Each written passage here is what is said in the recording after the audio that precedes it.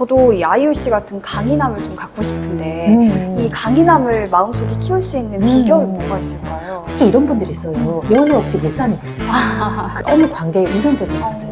그럴 땐 제가 사실은 오히려 자에게 기회, 내면의 힘을 가질 기회를 찾자라고 하고 사실은 강요된다고 했는데 권유드리는데 그럼 이 롬브르단도가 오드 투알렛이랑 오드 퍼퓸이 있는 걸로 제가 알고 있거든요. 그 차이가 어떻게 될까요? 보통은 오드 퍼퓸과 오드 투알렛이 같이 있는 향료들이 가끔씩 있거든요. 네. 딥티크에서는 특히 요 향수가 그렇게 있는데 향료의 분명히 차이뿐만이 아니라 향기도 좀 달라요. 아, 향도 다르군요. 그래서 실제로 오드 퍼퓸은 오드 투알렛보다 향료가 더 많이 들어간다. 그래서 지속력이 더 강하고 향료 자체가 좀 더 세게 강하게 향취가 나는 건 당연한 건데요. 네. 오드 투알렛 좀 더 가벼운 쪽에서는 그린향이나 블랙커런트의 잎과 블랙커런트의 열매가 조금 더 강조되어 있거든요. 네. 블랙커런트는 블랙베리 생각하시면 돼요. 아, 그래서 약간 그런 농밀한 보라색의 그런 달콤한 맛 있잖아요. 네. 그래서 거기에서 날 만한 상큼하고 프루티함이 조금 더 강조돼 있다. 그리고 조금 더 발랄한 느낌이다 라고 한다면 오드 퍼퓸에서는 플로럴, 조금 더 부드럽고 크리미한 로즈 플로럴 이게 조금 더 강조가 돼 있고 우디 노트 또한 약간 쌉싸름한 타바코 같은 느낌 있잖아요. 네.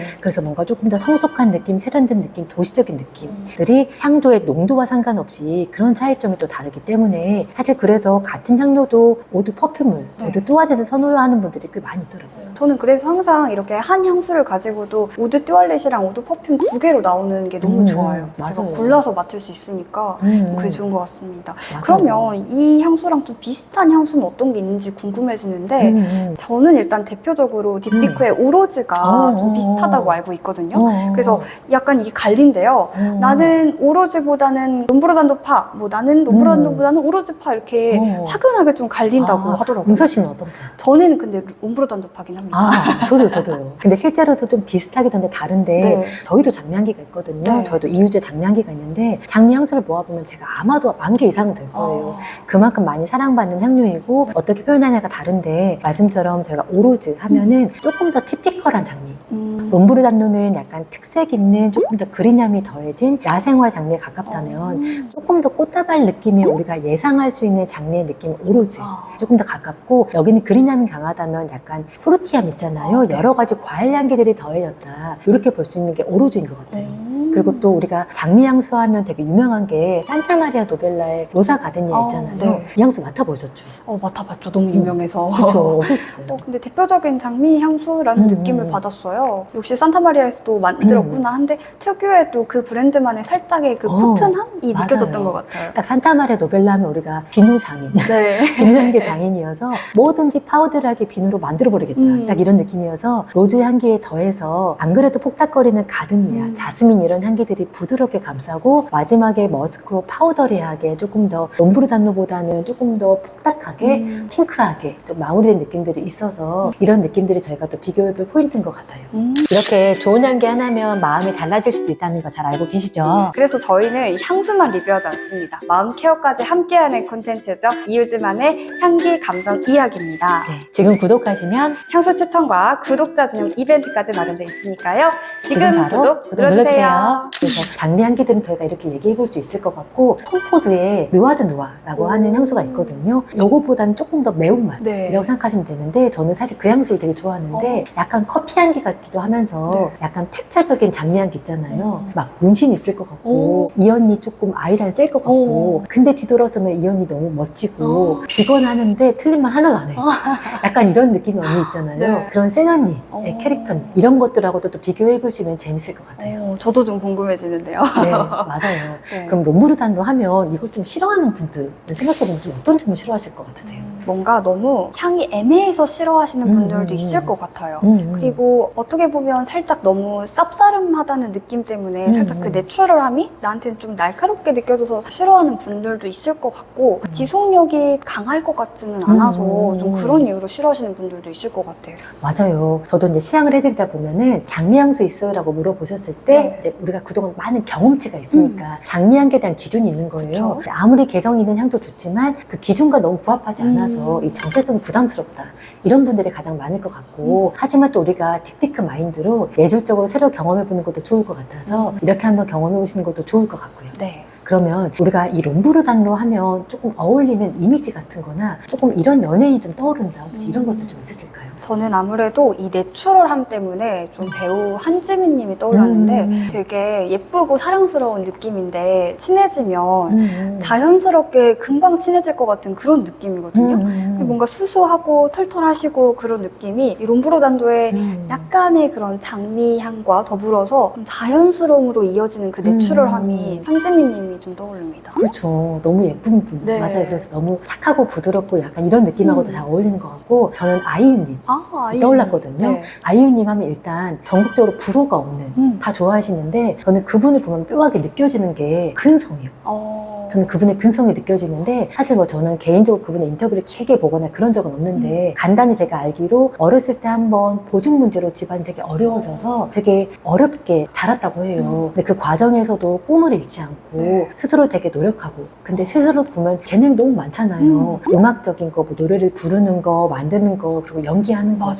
너무 다 완벽한데 재능은 사실은 갈고 닦아야 빛이 나잖아요. 그래서 아까 제가 말한 야생화처럼 너무 아름답고 생존력도 강하지만 꾸준히 노력하고 그 자리에서 빛을 발하는 그리고 누구에게나 사랑받는 그런 이미지가 좀 떠올라서 롬브르단노에 잘 어울리는 이미지인 것 같아요. 그럼 오늘 저희가 이 향수에 어울리는 마음도 좀 들여다보고 있잖아요. 저도 이 아이유 씨 같은 강인함을 좀 갖고 싶은데 이 강인함을 마음속에 키울 수 있는 비결은 뭐가 있을까요? 저는 아까 그 근성 네. 이거 생각하면서 딱 떠올랐던 게 자립심. 아까 아이유님이 말씀드렸던 것처럼 가수가 되고 나서 3년 안인가 부모님 빚을 다 갚았대요. 근데 그 전에도 사실은 얼마나 혼자서 이런 재능을 갈고 닳았을까 이런 느낌이 들고 저한테도 오면 특히 이런 분들이 있어요. 연애 없이 못 사는 분들.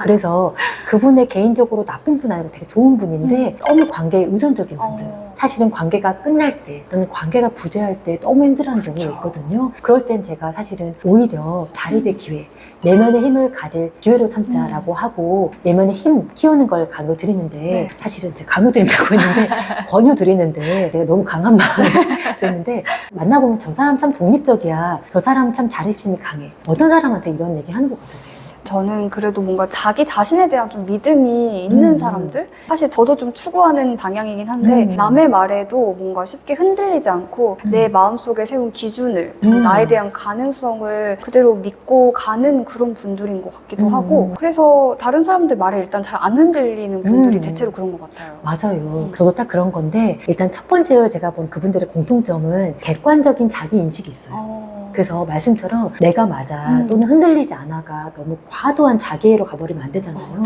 저 사람이 나한테 피해를 줬으니까 나도 이렇게 하는 거 당연해.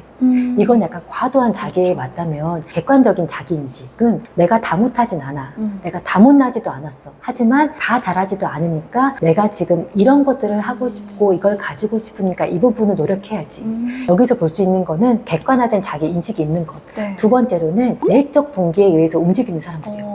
오늘 저한테 오셨던 분이 했던 기억이 나는 게 그분이 만수생이에요. 그래서 여러 번 수능을 준비하고 있는데 지금 또 벌써 수능이 얼마 안 남다 보니까 그분 얘기하시는 게 너무 두렵대요. 그래서 제가 어떤 게요? 라고 했더니 가족들이 자기에 거는 기대가 커요.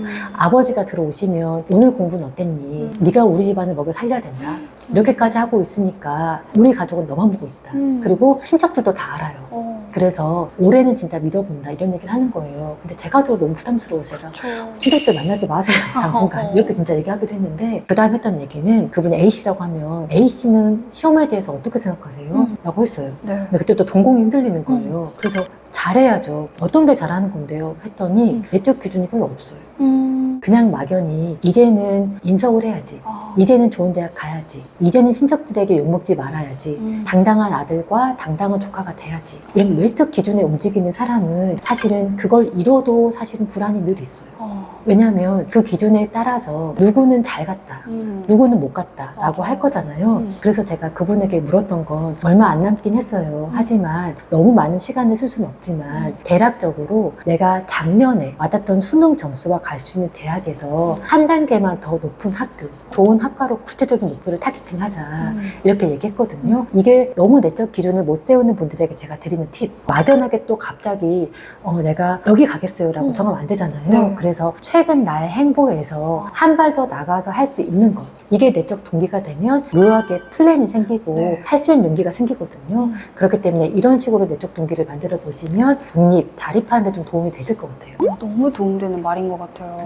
사실 저도 아나운서 준비를 하면서 많은 실패도 경험을 할 거 아니에요. 그래서 제가 이제 뭔가 너무 이제 실패를 경험하고 힘들어서 막 슬퍼하니까 갑자기 학원 선생님이 그러시는 거예요. 너가 1년 전에 어느 회사에 떨어져서 울었는지 생각을 해봐라. 그때 정말 작은 회사였거든요. 근데 결국에 이뤄서 지금 엄청 큰 회사에 뭔가 면접을 떨어졌는데 그것 때문에 너무 힘들어하니까 너가 지금 나아지고 있다는 건 충분하다라고 하면서 제가 뭔가 막연하게 내가 지금 이걸 못 이뤘어. 나는 너무 망한 사람이야 이러고 있었는데 그 이전의 나와 비교해서 뭔가 그 기준을 세우는 게 중요한 것 같아요. 맞아요. 그리고 또 그 계획이 실천 가능한 수준에 있어야 맞아요. 자기 효능감이 생기고 자기 효능감은 사실은 결과가 아니거든요. 왜냐하면 결과는 잘 안 와요. 그렇죠. 근데 그걸 가기 위한 과정이 있다. 그리고 오늘 할 수 있는 걸 내가 끝냈네. 이것들이 오기 때문에 그런 효능감이 채워지면 더욱더 내면에 힘이 생기고 근데 또 한편으로는 그러면 어떤 분들 특히 의존하는 분들 의존성이 높은 분들은 저한테 물어보시는 게 갑자기 극단적으로 그럼 사람을 만나지 말라는 얘기세요?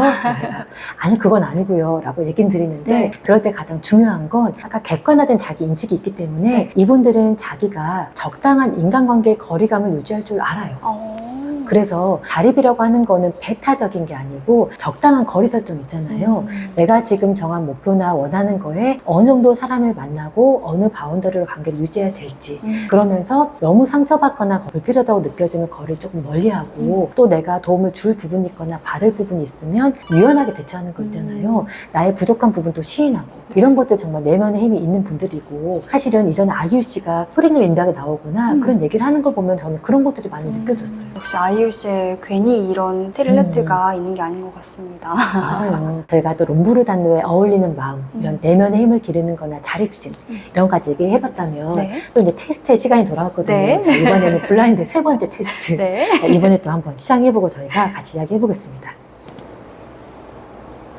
아, 배고파지는데요. 실제로 어제 할머니 집에서 할머니 집에 이 나무가 있거든요. 그래서 무화과 냄새로 유명한 필로시쿠스. 딩동대? 맞죠? 맞아요. 지금 딱 안 그래도 시즌이어서 네, 무화과 맞아요. 좋아하세요? 무화과 너무 좋아해가지고 어제 할머니 집에서 무화과 나무가 있어서 왕창 따왔거든요. 근데 저는 이 향을 맡으면 항상 뭔가 무화과 향이라고는 하는데 사실 제가 맡은 무화과 향이랑은 조금 다르겠고 모르겠고 무화과 맛이 나는 향수 같다?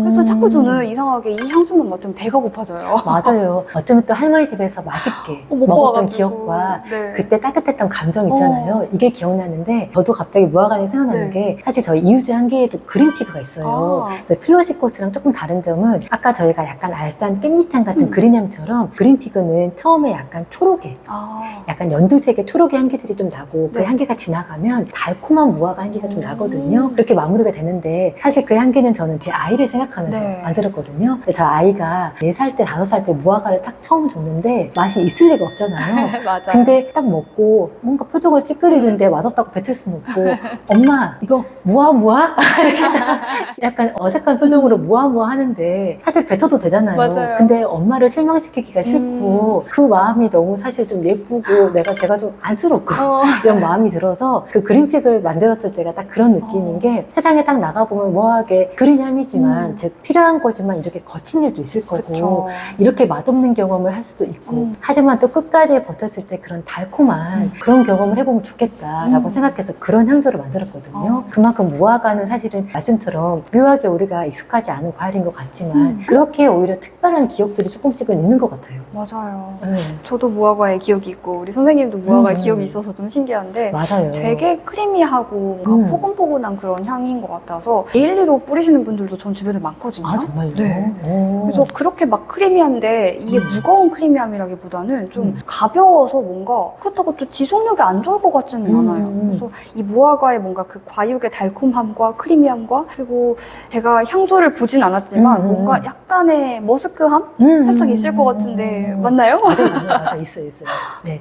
그래서 사실 무화과 향기하면 저희가 실제로 과일에서 나는 향기랑 조금 다르잖아요. 네. 약간 향조를 설명드리면 그 무화과 향기는 과일인 만큼 약간 플로럴 향조하고는 좀 다르고 향기고 다만 시트러스나 이런 레몬 향기랑도 좀 다르고 굳이 과일류를 따르자면 베리류 있잖아요. 블랙커런트 같은 뭔가 이런 걸 잼으로 만들었을 때 조금 더 설탕이 가미된 밀도가 조금 높은 당도가 있는 약간 달콤한 향기라 생각하시면 되고 거기에 말씀처럼 묘한 크리미함이 있어요. 맞아요. 그래서 뭔가 좀 이색적인 향기, 되게 입체적인 향기고 여기에 그린함이 있어요. 그래서 약간 어떤 생각하시면 되냐면 바나나가 약간 설 익었을 때, 덜 익었을 때 특히 꼬다리 여기 꼭지를 좀 맡아보면 묘한 풋내 같은 거 있죠. 네. 그게 딱 그 무화과의 그린 향기. 그게 되게 입체적으로 있는 향기여서 실제 필로시 코스에 들어간 향료들이 굉장히 많지만 어느 향기나 무화과 향수도 요즘 되게 많은데 무화과 향수, 무화과 향료 자체가 되게 이렇게 입체적이고 복합적이어서 되게 시간대에 따라서 달라지는 경험도 되게 해보실 수 있어요. 그러니까요. 그래서 더 데일리로 뭔가 뿌리게 되는 향수인 것 같네요.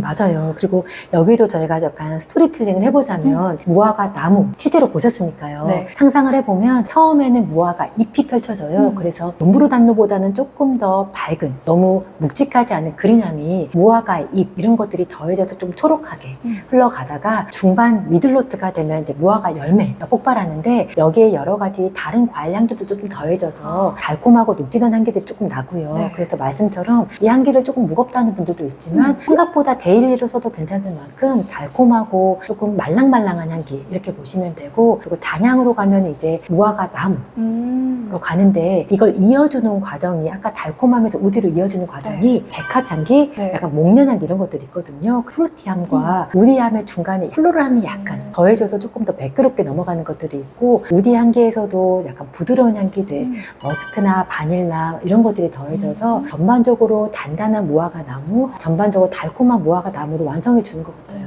하나의 무화과 나무가 자라는 그 과정을 담은 향수네요. 그러니까요. 어떻게 이런 스토리텔링을 하는지 향기만 맡아도 이런 것들이 그려지는 게 정말 딥티크의 그런 예술적인 정말 면모인 것 같아요. 그럼에도 불구하고 이 향수를 별로 안 좋아하시는 분들도 있을 것 같은데 불호 포인트가 뭘까요? 제가 실제로 딱 들었던 얘기인데